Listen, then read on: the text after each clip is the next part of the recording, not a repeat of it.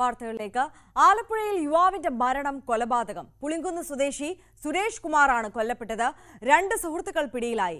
മുൻ വൈരാഗ്യമാണ് കൊലപാതക കാരണമെന്നാണ് കണ്ടെത്തൽ. ഈ മാസം 2-ന് കോട്ടയം മെഡിക്കൽ കോളേജിൽ ചികിത്സയിലിരിക്കെയാണ് സുരേഷ് മരിച്ചത്. ശരണ്യ സ്നേഹജൻ കൂടുതൽ വിവരങ്ങളുമായി ചേരുകയാണ്. ശരണ്യ, എന്താണ് ഈ വിഷയവുമായി ബന്ധപ്പെട്ട് പോലീസ് പറയുന്ന കൂടുതൽ വിവരങ്ങൾ? ഇപ്പോൾ ഈ കേസിൽ 2 പ്രതികളാണ് പുളിങ്കുന്ന് പോലീസ് അറസ്റ്റ് ചെയ്തിരിക്കുന്നത്. ഈ മരണപ്പെട്ട സുരേഷ് കുമാറിന്റെ സുഹൃത്തുക്കൾ കൂടിയായിരുന്ന യദു ഒപ്പം തന്നെ ഹരികൃഷ്ണൻ എന്നീ 2 പേരാണ് ഇപ്പോൾ പോലീസ് കൊലപാതക കുറ്റം ചുമത്തി അറസ്റ്റ് രേഖപ്പെടുത്തിയിരിക്കുന്നത്.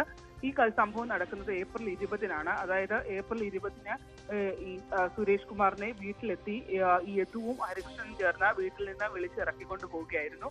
തുടർന്ന് വീടിനടുത്ത് തന്നെയുള്ള ഒരു ചാലിൽ ഇട്ട് ഇയാളെ ഉപദ്രവിക്കുകയായിരുന്നു. തലയ്ക്ക് പരിക്കേറ്റിരുന്നു, തലയൊട്ടിക്ക് പൊട്ടലേറ്റിരുന്നു, ഒപ്പം തന്നെ ശരീരത്തിന്റെ വിവിധ ഭാഗങ്ങളിൽ ചവിട്ടുകയും ചെയ്തിരുന്നു. ഏപ്രിൽ 20-ന് ഈ ചാലിൽ പരിക്കേറ്റ് കിടക്കുന്ന രീതിയിലാണ് അന്ന് സുരേഷ് എന്ന് വിളിക്കുന്ന അപ്പുവിനെ നാട്ടുകാർ കണ്ടെത്തുന്നത്.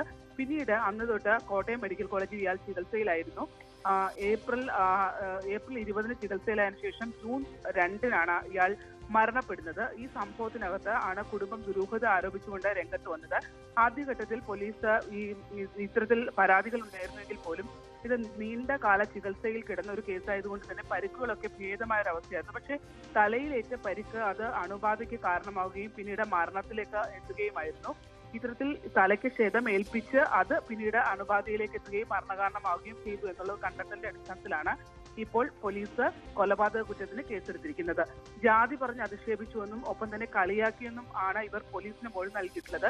അത്തരത്തിൽ ഒരു വൈരാഗ്യത്തിന്റെ അടിസ്ഥാനത്തിൽ ആണ് ഈ കൊലപാതകം നടത്തിയെന്നാണ് പ്രതികൾ മൊഴി നൽകിയിട്ടുള്ളത്. ശരി, ശരണ്യ സ്നേഹജനാണ് വിശദാംശങ്ങൾ പങ്കുവച്ചത്.